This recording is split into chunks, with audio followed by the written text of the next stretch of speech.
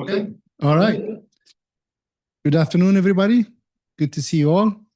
It's my pleasure today to introduce Mr. Blair Hoyt. Mr. Hoyt is a principal at Harness IP and a registered patent attorney with more than 20 years of experience advising technology companies on intellectual property strategy. Hoyt earned his electrical engineering degree from VirginiaTech in 2003 and his law degree from Antonin Scalia Law School at George Mason University in 2008. With a background in electrical engineering, he has drafted and prosecuted patents across diverse technologies, including AI and machine learning, electric vehicles, communication systems, semiconductors, imaging technologies, and agricultural innovations. His practice spans portfolio development, freedom to operate analyses, due diligence reviews, and litigation assistance and strategic counseling. He chairs his firm's US PTO practice committee and serves on both the loss prevention and professional development committees. He is admitted to practice in Virginia, the U.S. Court of Appeals for the Federal Circuit, and the Supreme Court of the United States, and the U.S. Patent and Trademark Office. So without further ado, it's my pleasure to introduce Mr. Hoyt. Thank you. Thank you very much. It's a pleasure to be here today. As I was telling Kathleen, you probably couldn't have picked a speaker that's more proud to speak at Virginia Tech. I bleed the Chicago maroon and burnt orange. A little background about myself. I work for Harness IP. I'm a principal there. If you ever want to remember Harness IP, it's pretty easy. Henry Ford, if we're all familiar with Henry Ford, his first patent attorney was Harness. So we've been around for over 100 years and based in Detroit, but I work in Reston. And before I get started, you are welcome to ask questions. Feel free to just interject, ask whatever questions you may have. These presentations go a lot easier when it's just interaction. I don't mind talking forever. It might be a little bit boring though. I'm not the most exciting person up here. So if you have questions, feel free to ask, all right? So I haven't always been a patent attorney. I do have a degree in engineering, electrical engineering from this fine university, but I didn't always know that I wanted to be an engineer, and I didn't end up becoming an engineer. I grew up in Virginia. I lived in Springfield, Virginia. Does anyone live in Springfield? No? No? Kathleen lives in Springfield. Okay. So I lived there for a good amount of time. Then attended Virginia Tech for 4 fantastic years, and I went to law school. Does anyone know this law school? It is 5 minutes away. George Mason in Arlington, Virginia, Virginia Square. So with regards to Virginia Tech, love the university. My wife is an alum there. She's not an engineer, unfortunately. She's accounting and information systems, but she has a master's degree in that realm. So what am I going to talk about today? The title's a dead giveaway, but does anyone who works full-time right now? Does anyone work full-time? Does anyone work part-time? Does anyone? Okay. What do you do? Well, I'm here to the County Park Authority. Oh, okay. All right. Do you enjoy it? Yeah. Yeah. I didn't have to down. Okay. Fantastic. Is that what you want to do? No. What do you want to do? I want to do computer engineering. I want to make your SSDs, your graphics cards, PSUs, things like that into making a computer or a console. Okay. So you're very passionate and you definitely know what you want to do. Anyone else? Does anyone else know what they want to do? Okay. Does anyone know what intellectual property is? Yeah. Like Yeah. ownership, schematics, like anything that is probable that runs a business, right? Yeah. So yeah, anything that's I guess intellectually developed, you could say that. So when we talk about intellectual property, we're usually talking about 4 categories: patents, trademarks, copyrights, trade secrets. With regards to trademarks, there isn't an R or a T around here, but I'm pretty sure that this is trademarked.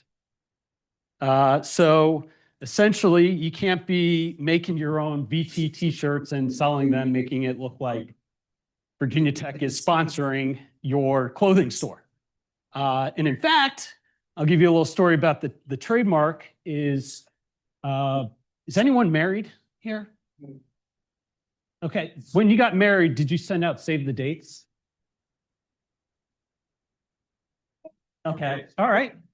So when we sent out our save the dates, we're both Virginia Tech alums. We love the university, and we got married in the fall. Can anyone guess when we got married? What weekend? All right. The weekend Virginia Tech was not playing. So Virginia Tech puts out their schedule every year, and when they don't play, it's listed as bye week. So what we did is we took the schedule, and instead of bye week, we put Ashley and Blair's wedding. Ashley's my wife. So we were going to send out these save the dates. Well, I'm an IP attorney. I'm thinking, oh my gosh, Virginia Tech is all over this. They might have some issues if we send this out. And so I actually reached out to the licensing department, emailed them, said, hey, I'm going to send this out, or can we have your approval to send this out? And the nice people at Virginia Tech, as they always are, said, sure, no problem. Go ahead and send it out. But that's a little story about the Virginia Tech trademark. And I don't deal with trademarks. I just know enough to be dangerous. And certainly I don't know enough to take up all of your time with this presentation. So interesting, you said you're a lifeguard. My career path, I started as a lifeguard. For pools during the summer, you found one of the few jobs where you can lifeguard indoors. Unfortunately, if you look outside, it's very difficult to lifeguard outdoors right now. So moved on to Virginia Tech, majored in electrical engineering, and I worked for a defense agency, mainly programming, building databases in a computer lab, a floor below ground level. I love the people I worked with. The job wasn't for me, and I was 3 years into college. Did almost all the engineering courses you needed to graduate. But just, it wasn't in me. I didn't know what to do. So I, as most of you probably have done at one point in your life, you go to your parents and I don't know if this is for me. I don't know if I want to be an engineer. And my mother, who's also an engineer, she got her master's in computer engineering at the age of 40. When I was 4 years old, my younger brother was 3 and my sister was 1. So she did it the hard way, and she said, just get your engineering degree. You'll figure it out once you graduate what you want to do. But if you have an engineering degree, that's a good enough degree, especially from Virginia Tech, which is a top engineering school. You'll be okay. So graduation is coming. I'm interviewing, and I still don't know what I'm going to do. So I come back to my parents, and my mom said, well, why don't you look into patent law? And at the time, I know it's different now. There's more classes on intellectual property at the undergrad level. But when I was there was nothing about intellectual property, certainly not a lot of discussion about patents. And so luckily I had a friend, which this is a good life lesson. Keep your friends, keep in touch with everyone. The more people you know, the more people you stay close with, the more you'll have help as you move on in your career and grow up. So I followed these guys.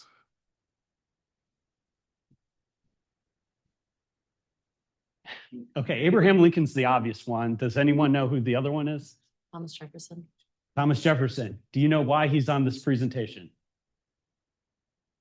He is the first commissioner of patents. So if you go to the USPTO, the USPTO is about 10 minutes away from here. There's a building called the Jefferson Building. Jefferson was the first commissioner of patents. Does anyone know why Abraham Lincoln is on this? He was an attorney, wasn't he? Huh? He was a self-taught attorney, wasn't He was an inventor. he? Oh, he was an attorney too, but I believe he is the only president that is an inventor. So he has his own patent for lifting boats, essentially. His patent number, by the way, is 6,000 something.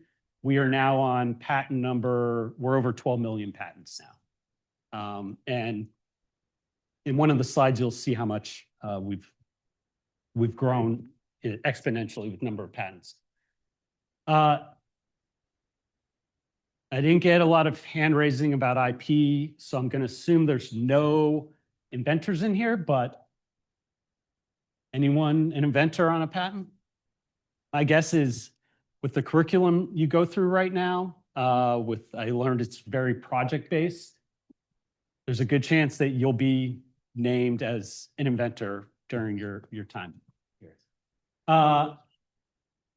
What is a patent? Anyone want to take a guess? No? Okay. Who thinks a patent is a right to use your invention? Any hands? Okay, we got one hand. All right. All right. So this is a common misconception when people want to get their patents. They have this great invention, this great idea, and they want to get patented because they want to make and use it. That is not what a patent does. Patent is a right to exclude, meaning you have an invention, you get your patent for your invention, you can prevent people from making, using, selling, offering to sell, and importing your invention. It does not give you a right to do those things with your invention. So this is the first key thing to remember. It is a right to exclude. And you have this monopolistic power. Sounds great, right? Monopolistic power. You get it for the term of the patent, assuming you pay your maintenance fees, which if you're a solo inventor aren't too bad, but if you're a big corporation, maintenance fees get very expensive as you pay at 3.5, 7.5, and 11.5 years.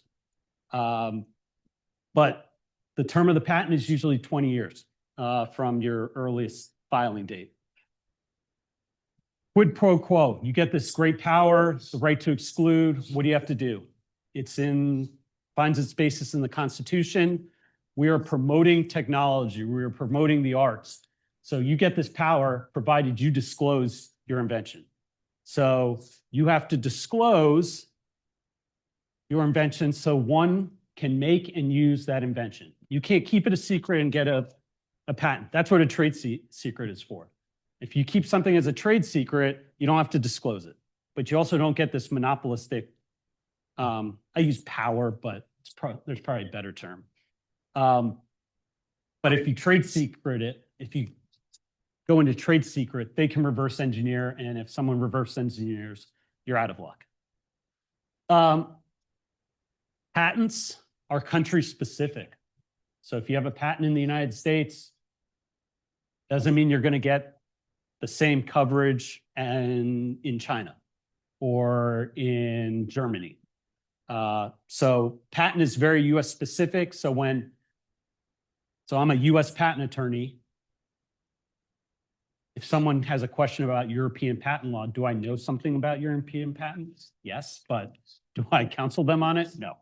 I will say, I have this great friend that lives in Germany. He'd be willing to talk to you. All right. So just some background, some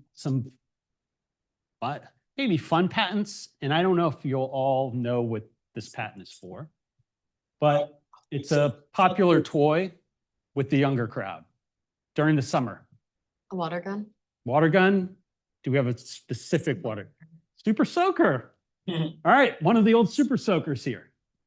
Lonnie Johnson, former NASA engineer, got this patent for the Super Soaker.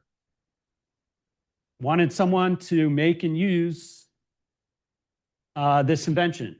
Now, he can exclude people from making and using it, but he wanted to give the right so that if this company could make and use it, no one else could. He had the patent. He could prevent others from doing it. So he entered a licensing agreement with, I believe, Hasbro, which is the toy maker.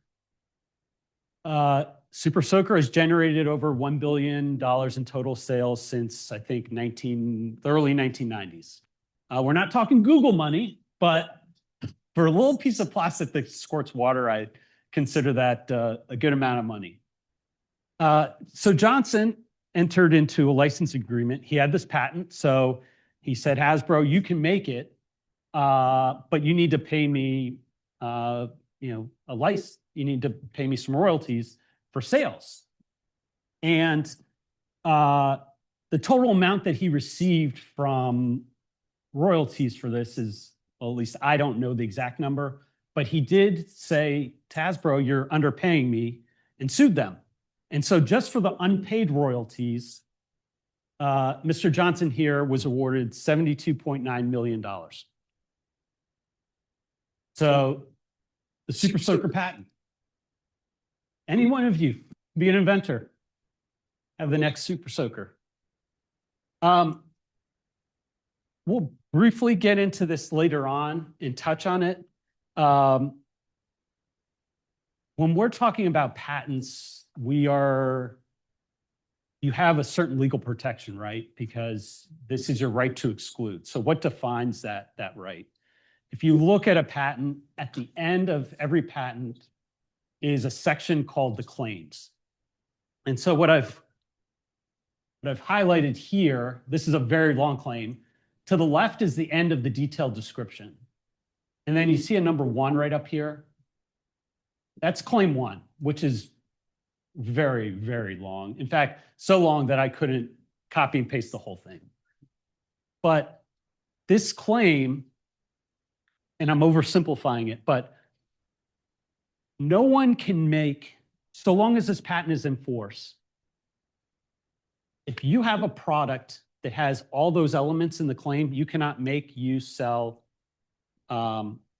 import without a license for this patent.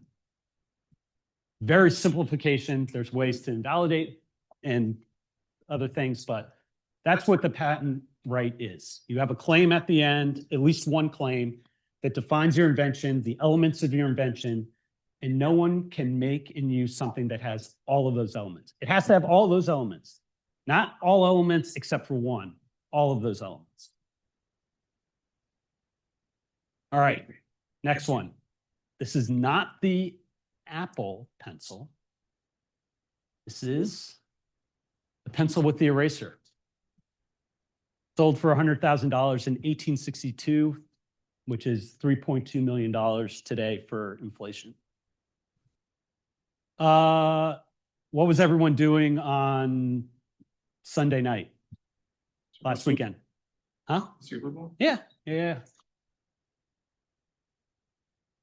That first down line, Fox Sports patented that. It's now expired, but in the year 2000, they came out with the technology to put that yellow line on the field. All right. So we've talked about some interesting patents. Lots of patents are being filed. Over 600,000 every year in the USPTO. They are now number 2 in the world.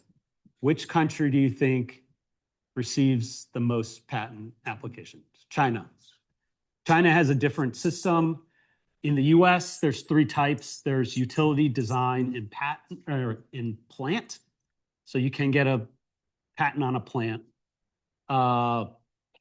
In China, they have their equivalent of the utility, which goes through a thorough examination, meaning they look for prior art and that stuff.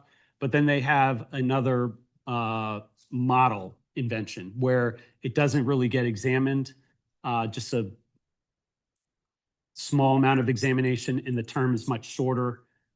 So they have a patent light version in China. And there's various incentives in China for filing patent applications. The USPTO says that IP-intensive industries are responsible for 45.5 million jobs in the US and 38.2% of US GDP. Example of a car, 30,000 parts, 1,000 active patents in a vehicle platform is an estimate. So they're all around you.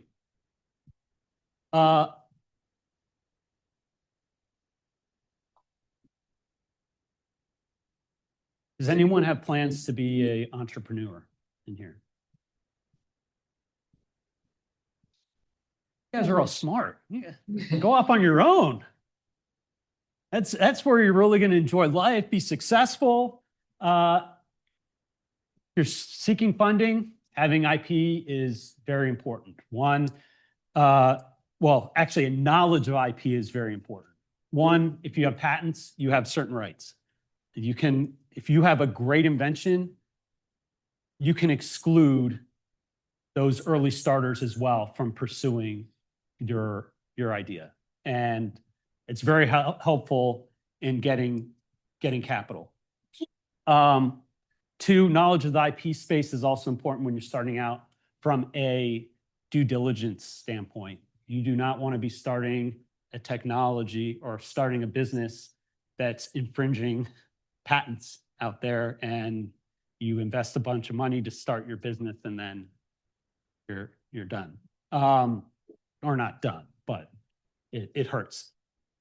So first of all, starting off as an entrepreneur, starting your own business, being familiar with IP, very, very important. Some numbers for businesses and how serious they take their IP. IBM, patents became pretty popular starting in the late 1980s, early 1990s, when IBM revealed that they were making over $1 billion a year in patent licensing. That was back in the early 90s. Microsoft. Do any of you know that Microsoft actually used to make a cell phone? The Windows Phone. They didn't make a lot of money on it, but they did make a lot of money on Android because Microsoft owned a bunch of patents and licensed them to Android, often called the patent tax on Android. Estimated to be $4 to $6 billion over time. Every quarter, or back in the 2010s, around that, it was about $200 million a quarter that they would receive for licensing so Android could operate. You don't need to sell a product to have a patent. Financing, it also, if you're starting up and you need financing, you can use your patents as loan collateral. Big businesses still do this as well. Like I said, it encourages innovation. It's in the Constitution. That's why it's important. And then also, I get to travel a lot. And when you're traveling to clients all over the country and in other countries, you see what the IP means to these businesses and the employees that that help support it. Okay. So with regards to patent law, this is very general. The 4 areas: prosecution, litigation, transactional, and counseling. You could mix counseling into all of these. In fact, I think it's on my bio too, but tons of attorneys use the word counseling in their bios. Well, that's what an attorney's supposed to do, so it really doesn't provide that much clarification on exactly what you do. My job is mostly, I do prosecution, I do litigation support, and I also do due diligence, freedom to operate. So if a company's looking to go into a certain technology and invest money into building a product, they will look at the patent landscape, see if any of their competitors own patents, and whether there's a patent risk, meaning what's the risk of them being sued for patent infringement. I'm going to talk mostly about prosecution for the next couple of slides, because you don't need a law degree to do it. You could, I assume, actually I shouldn't assume, but most of you probably have an engineering undergrad degree, which enables you to take the patent bar exam and practice patent law before the US Patent and Trademark Office. You don't need a law degree. You can just take the exam if you have an engineering degree, and then start drafting patent applications and arguing them before the USPTO. Litigation is can be a beast. Not going to lie. It's fun for a lot of people. For me, I have kids, and I like to have a set schedule, and prosecution helps with that a lot. You know your deadlines, you know your due dates. It's not to say clients don't email you a lot asking for a response that day, but it's a lot easier to manage your day with prosecution. So we're in an engineering class here. So you may have a guess why I'm talking about patent law, but how does it translate? You know, you're not designing the next antenna. You're not designing the next great app. How does your background in engineering translate to patent law? Well, you need technical knowledge, so you're the basis of what you've learned. But you need to be able to learn other technologies. So in the next slide, I'll show this, but I did a lot of wired and wireless communications in undergrad. Do I still do that right now? Yes, absolutely.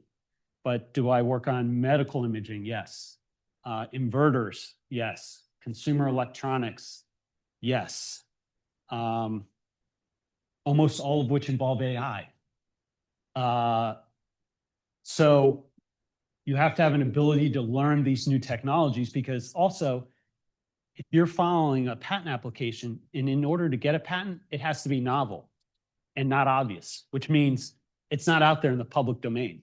So essentially, it's you working with the inventors as essentially the only people that know this technology now. Technical communication. When you're drafting a patent application, you have to be precise in your words, especially if it's ever going to be litigated. Because if it's litigated, they're going to argue what are the meanings of these words.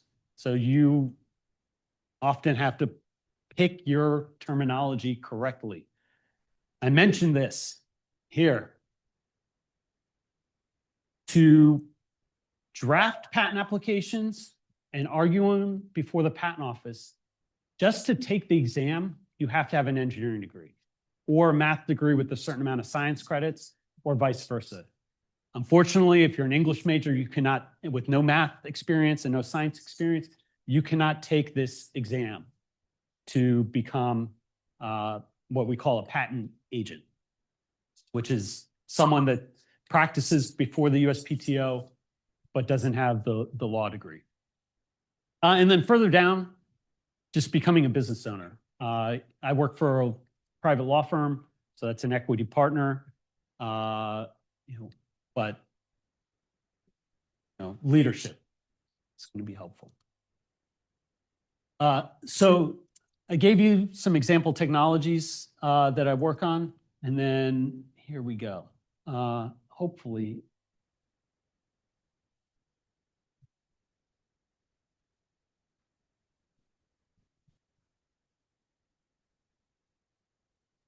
So this is going to be an example of a technology. The video does a good job of explaining the old technology and how they've moved on. And I did not learn this in electrical engineering school. So, okay.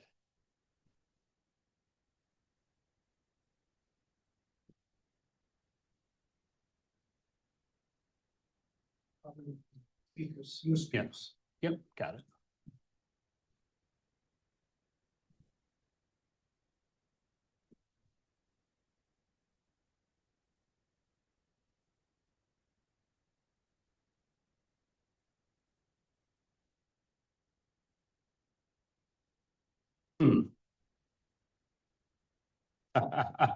Okay.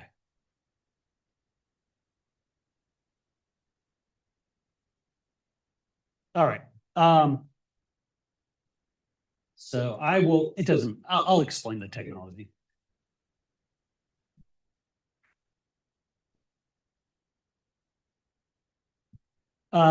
So who knows how a CT scanner works? Okay, you fire a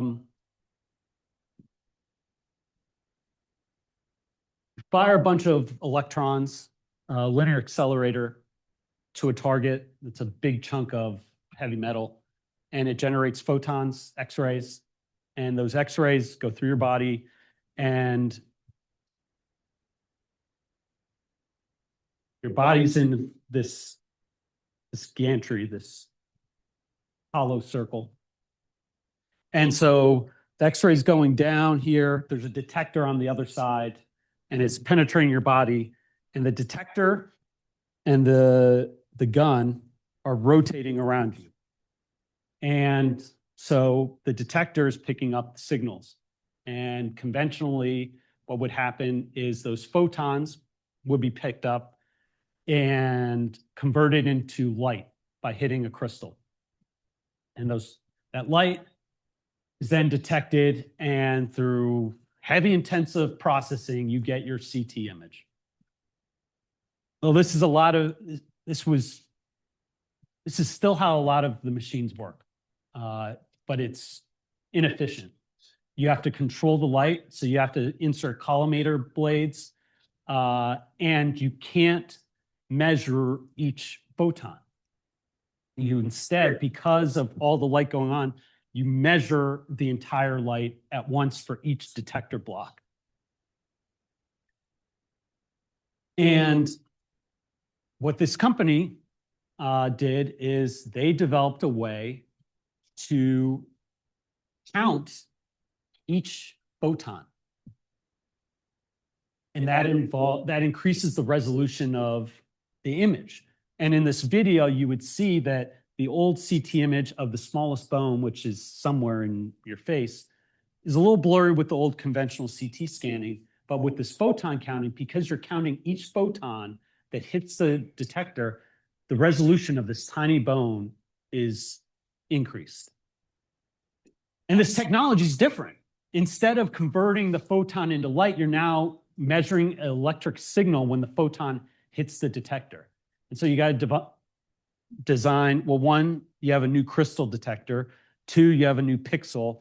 And the resolution, because you design a new detector, and that detector is smaller than the conventional detector, you can detect so much more. And that's what that video describes. And if you're working on this technology as a patent attorney, it's not like you can just go to the hospital and look at the most recent CT scanner. This is groundbreaking technology. And so you do have to learn it. which is fascinating. As a patent attorney, you learn new technologies every year, if not every day. You work for companies that have, instead of working for a single company with a single technology or, you know, 2 or 3 technologies, you're working for multiple companies, i.e. clients, each with different technologies. And so you're learning groundbreaking technologies consistently. And these companies also take it seriously. And that's why I included this quote too. You know, they invested the money to do the research into this photon counting, and they want to protect their investment. And this is on their website that they've filed over 500 patents related to photon counting. So related to the crystal, related to the detector, related to the image processing. It's all there. But this is an example just of one, groundbreaking technology that you can learn, and then 2, how passionate companies are about IP. This is one of the first patents I worked on.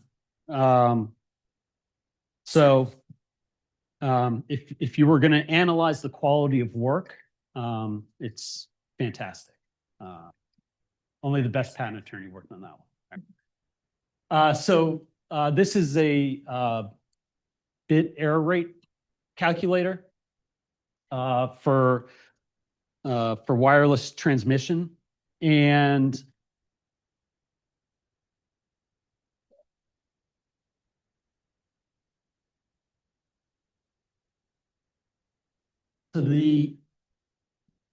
if you read through the spec, you'll notice that for this particular type of wireless transmission, you had to decode the output first before you calculated the bit error rate. But what this application or this invention figured out was a way to calculate the bit error rate at a certain time point as the decoding in the last stages of the decoding.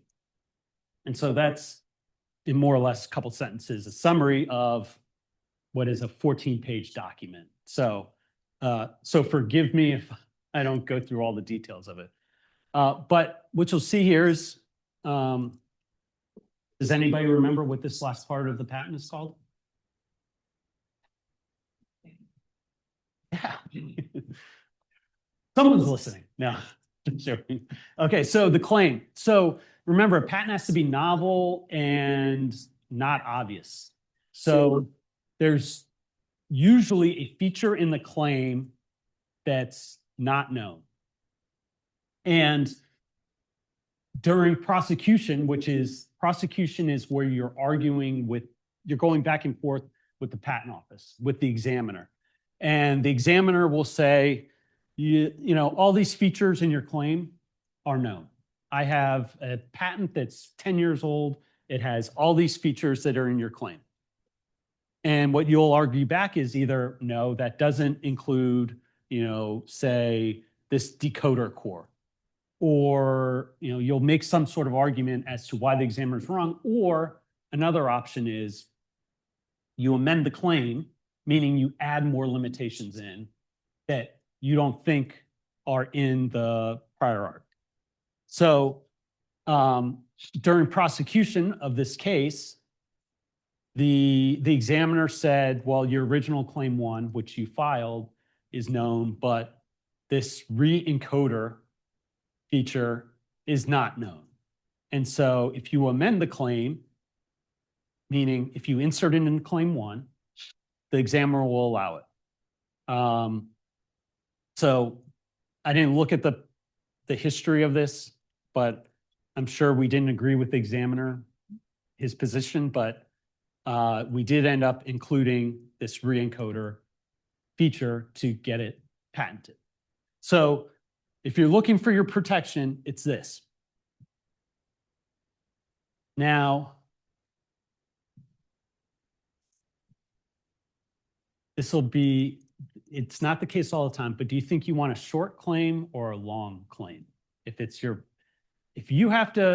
you need to sue someone for infringement, do you want to show that they have 10 elements or only 2?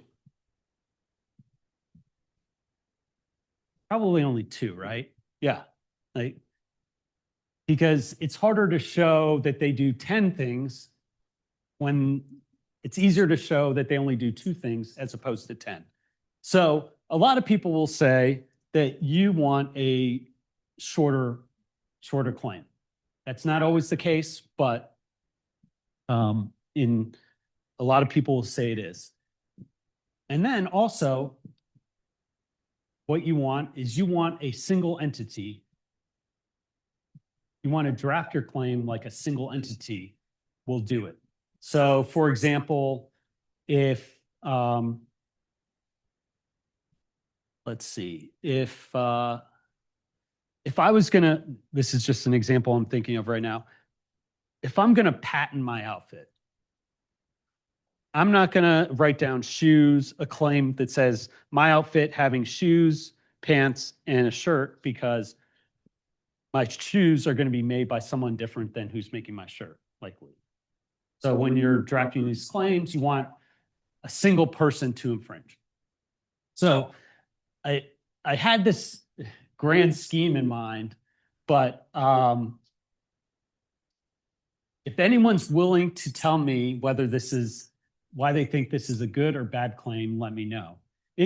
Ignore that it's patentable, because it's not. But it's essentially a workstation. So if you're working at home with your laptop and multiple monitors, and then your user input is a mouse.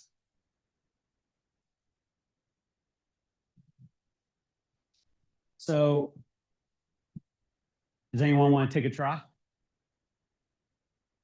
Yeah. No, because all 3 of those things are made by different people.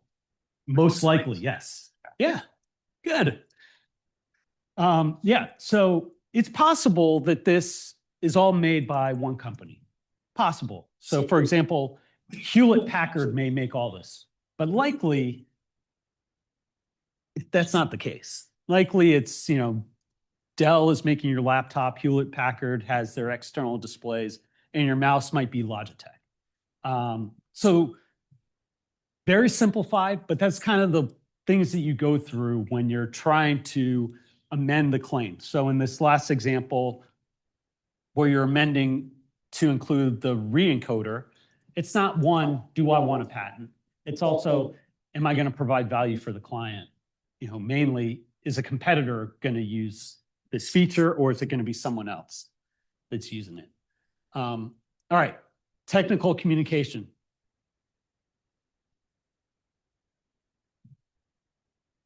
All right, we've raised a hand. Who's taken a technical writing class where you had to write an instruction manual and you got to go step by step? So if you were gonna tell me how to bake something, ignore the ingredients. Just talk about the oven and what you would insert the dough to, or how you would bake the dough that you make. Yeah, I would probably explain what type of oven is recommended and which section of that oven is the best where to bake it so that it has the best quality, and it goes on. Yeah. Okay.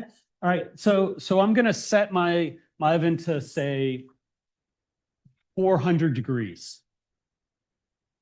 You're baking cookies. Are you gonna bake it to 400 degrees or at 400 degrees? Wait, repeat that question. I will make you answer. So you bake it at 400 degrees. Yeah. So you set the oven to 400 degrees and you bake it at 400 degrees. Well, the patent at issue here said you bake it to 400 degrees, and they go and assert it against an infringer. And well, no, your patent's wrong.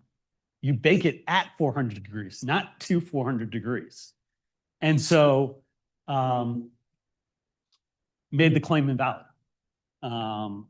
So this is a very simple but effective example of technical communication and every word counting. I'm going to skip that one. All right. So we talked about, I mentioned patent agent. This is a job that not a lot of people know about, but you don't need a law degree. All you need to do is pass the USPTO exam to become a patent agent, which you do have to have an engineering degree to take. You are limited to just drafting, filing, and prosecuting before the USPTO. You are not allowed to practice law in general. So you can't opine on the validity of a patent. You're not supposed to opine on likely infringement or non-infringement of a patent. But you are allowed to draft patent applications and get them allowed for your clients. You do not need to spend the money to go to law school. And guess what? This is a job that's very high in demand. I think it's in my presentation somewhere, but the number of active patent practitioners is near an all-time low. From in 2002, I believe it reached a high of a combination of agents and attorneys. There were over 2,000.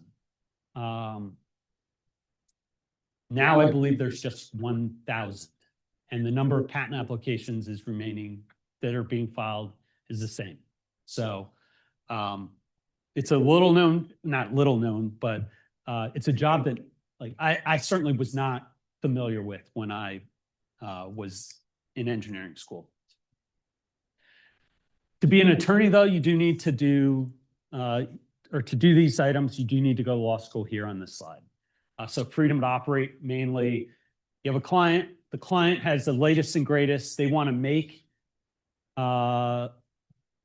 chairs, and it's the greatest chair since sliced bread.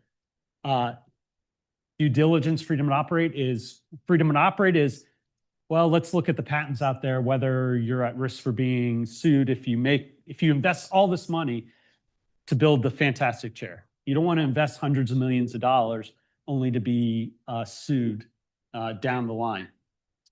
Due diligence, if say a client's going to purchase a company, they want to look at the value of that IP that target has. What coverage their claims have. How does it help them in the commercial space? So for a lot of this, you need to be an attorney. I use the term love letter. Unfortunately, it's not the type of love letter you get for Valentine's Day. It's a, hey, we have this patent, want to make a deal? Which means more often than not, they're looking for money and they're onto you. Or not onto you, but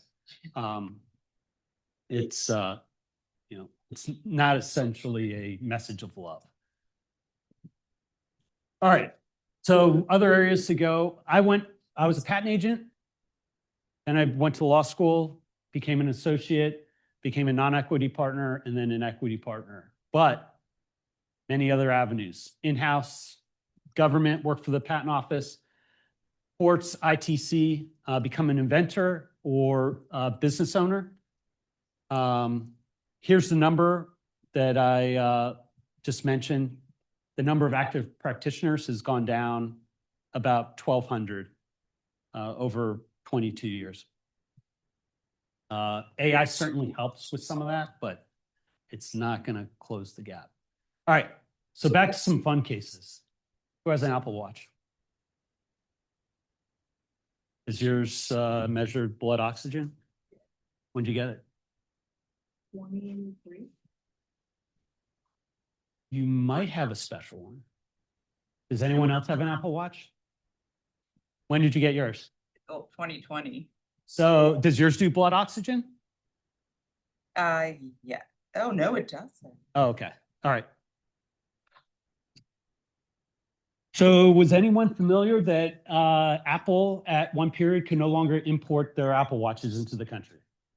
You were familiar, okay. So there's a, do you know this? Do you know the story? Was it Fitbit that said that it was their technology? It might be Fitbit. Well, the company's Massimo. I don't know how they're familiar or how they fit in with Fitbit. I didn't follow the case extensively. I know sort of what's going on because it's still going on. But there's a court called the ITC. It's a governmental court. It's not an Article 3 court, but their sole remedy is not monetary. If you are found to infringe a patent, they can prevent you. They issue an exclusion order until Customs and Border Patrol that the infringer can no longer import their products into the United States. When you buy something that's from Apple, what does it say on the box? Made in China. It might say made in China. It says designed in California. It doesn't say made in California. Made out of the country. And so they were found to infringe this blood oxygen monitor that actually it was not a watch. The embodiment showed that it's on your finger, but it's mobile. And the claim, remember your legal protection, didn't require that it be a watch. It just said like a mobile blood oxygen monitor that required a certain number of LEDs. And guess who had the certain number of LEDs and had a mobile blood oxygen monitor? Apple. And so they, for a period of time, could not import their watch. They had to redesign their blood oxygen monitor. And this is still ongoing because patent owner is now saying that, well, your redesign still infringes our patent. So I guess a cool story about the Apple Watch, depending on what side you're on. What year was that? What year? Yeah. Did this happen? So the court decision was 2023. But what Apple did is, so they had to stop importing.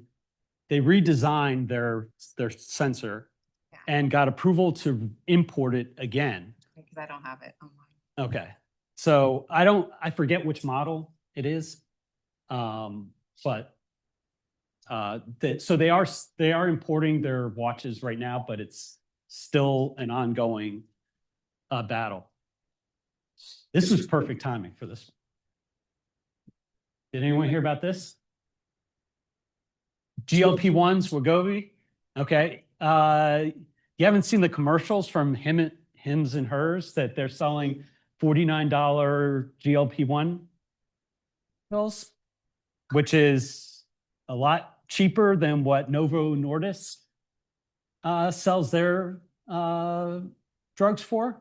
Well, on Monday, Novo Nordisk had enough of it and sued Hims and Hers for patent infringement. And on that day, the stock for Hims and Hers fell 20%. So we'll see how this one goes. It's early on. And then this is the last one, which is good. We got 3 minutes left.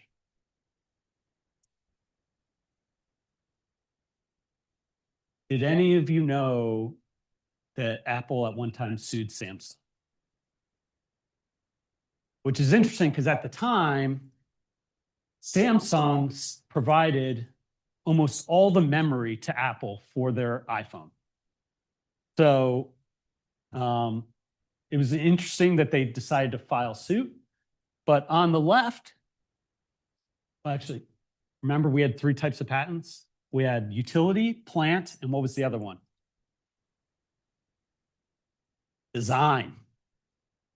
You can get a design patent on a graphical user interface. So Apple, they're very smart. That's theirs. They got a design patent on their user interface for the iPhone. And guess what Samsung did? It did what's on the right. And this involved a bunch of battles. The initial damages determination was they found Samsung liable for over $1 billion, but it went up to the Supreme Court. It's actually a decent, rarely do you see a patent case go up to the Supreme Court. And this one dealt with certain design law, not necessarily the number in the damages amount, but what the terminology of the damages statute means.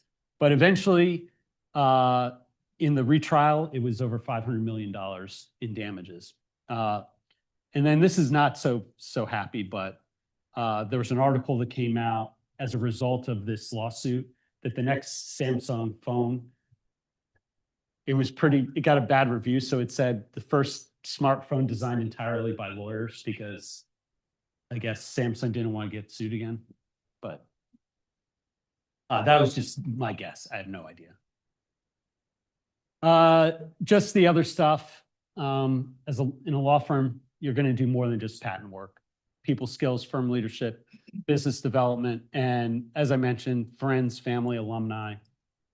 Don't be afraid to lean on them.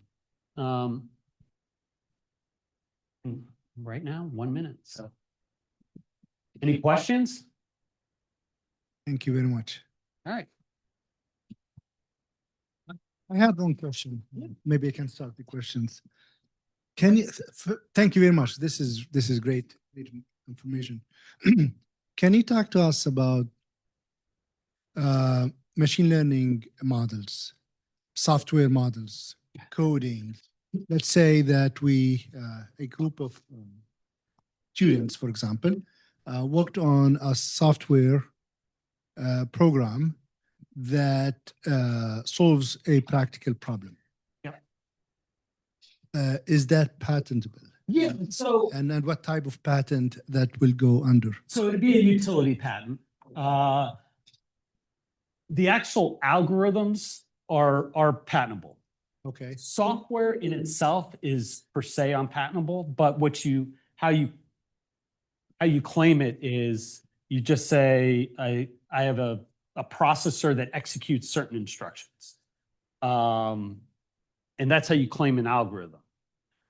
If we wanted to get in the weeds, it's very difficult right now to get a patent in that technology, but it's certainly possible. And there's ways you draft your application and draft your claims to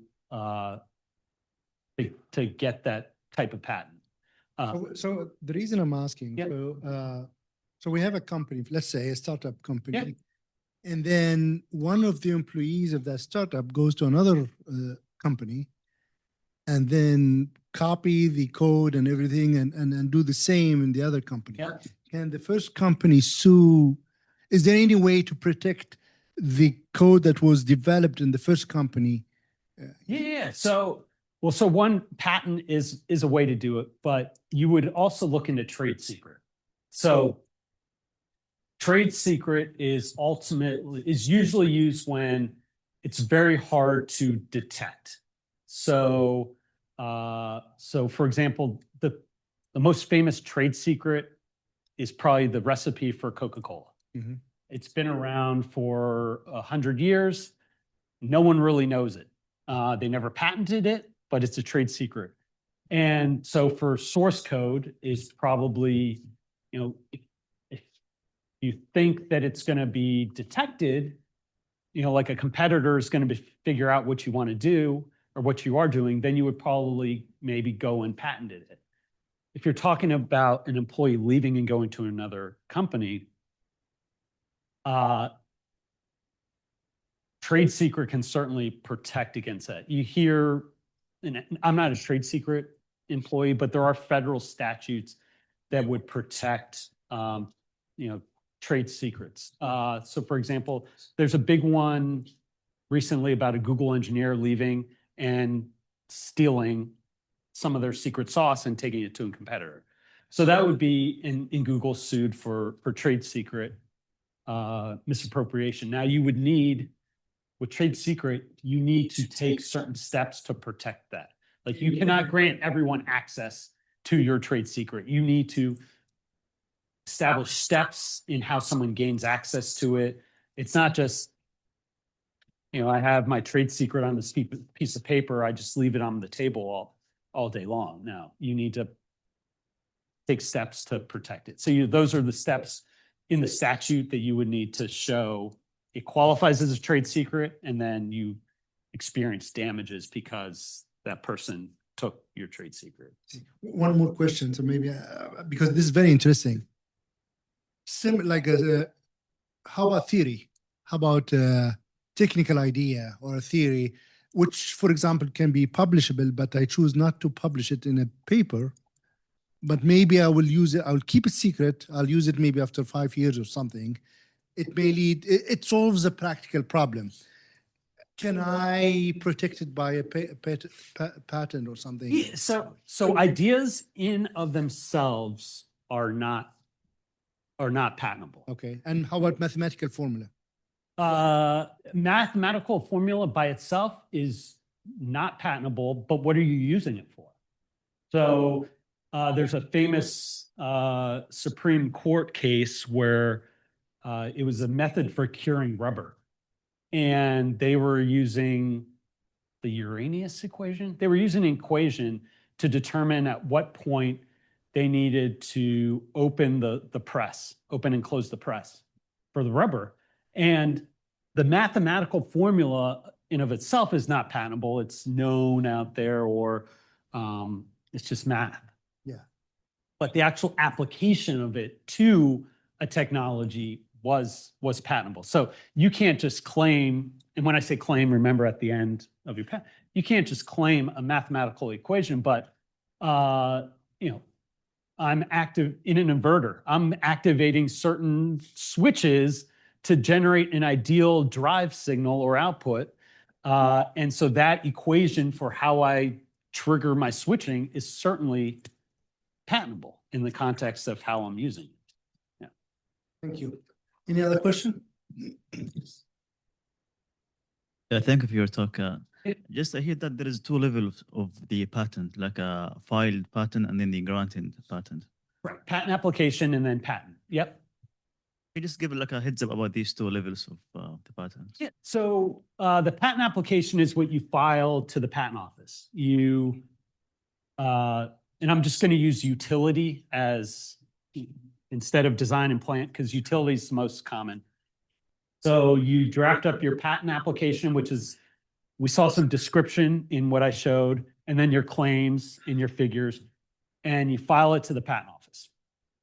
And the patent office will examine your application, which means they'll look at your claims, and we talked about the claim, to see whether they're new or whether they're novel and non-obvious. And they'll also make sure that your description supports what you're claiming. So for example, if I claim a perpetual time machine where I can travel in the future and I can come back, well, that claim may be new and non-obvious, but have I described it so you could make and use your own time machine? No, I haven't. So they examine to see whether there's anything out there that predates your claim, and then also whether you've described enough to make and use your invention.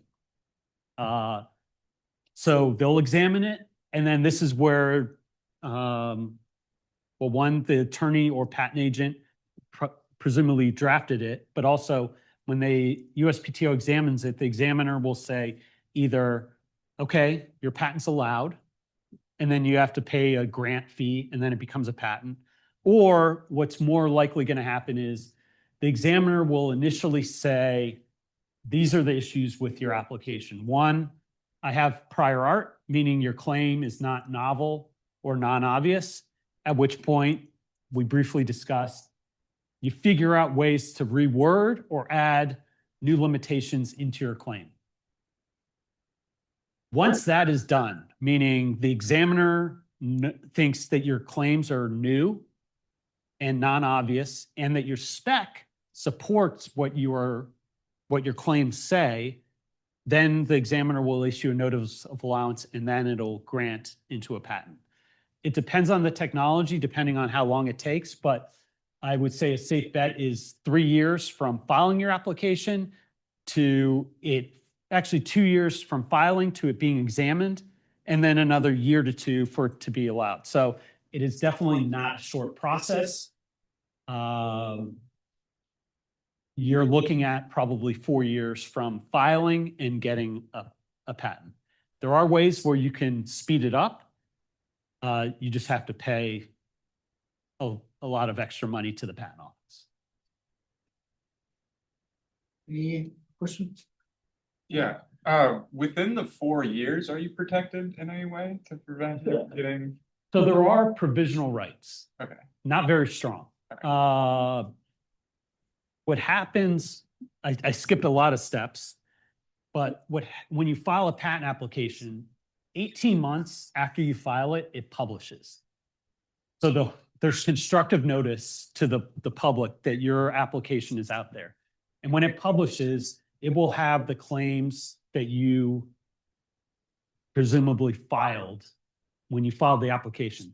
So you will have provisional rights that start at that time, meaning you've put the public on notice that this is what this is what you think your invention is.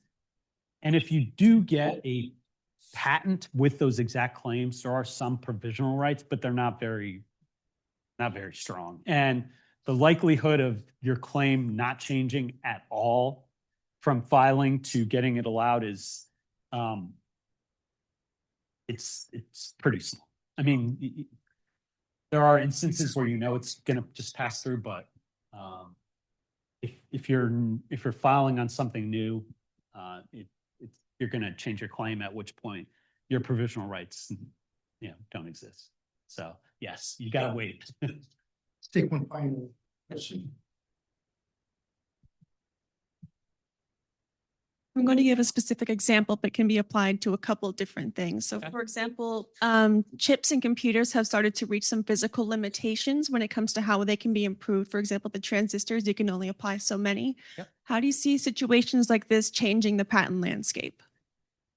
How do I see it changing the patent landscape? Well, are we talking about physical limitations? Because I know transistors are getting so small, and while electrons are small, Mainly they still take physical up. limitation, yes. Well, how I see it, I'm not in tune with the research and design going into it, but I would assume that there might be movement to another type of technology, or there's another way of, another encoding, decoding method that would lessen the reliance on so many transistors.